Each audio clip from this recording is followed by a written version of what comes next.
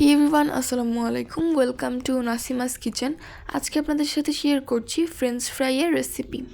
প্রথমে একটি বলে নিয়ে নিচ্ছি সামান্য পরিমাণ পানি এবং আগে থেকে কেটে রাখা আলু।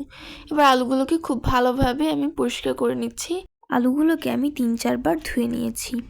এবার একটি প্যানে পরিমাণ মতো পানি এবং পরিমাণ মতো লবণ দিয়ে ধুয়ে রাখা আলুগুলো দিয়ে দিচ্ছি। আলুগুলোকে আমি 80% সিদ্ধ করে নিয়েছি। এবার আমি সেই সিদ্ধ করে রাখা আলুগুলোকে টিস্যুর উপর বিছিয়ে পানি ছড়িয়ে নিচ্ছি।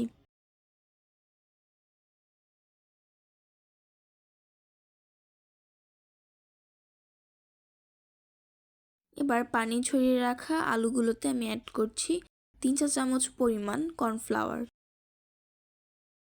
এবার আলুগুলোকে কর্নফ্লাওয়ারের সাথে খুব ভালোভাবে মিশিয়ে নিচ্ছি।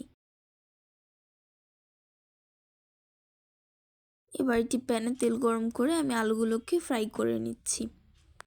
তৈরি হয়ে গেল মজাদার ফ্রেঞ্চ ফ্রাই। আজকের ভিডিওটি এই পর্যন্তই। দেখা হচ্ছে নেক্সট ভিডিওতে। আল্লাহ হাফেজ।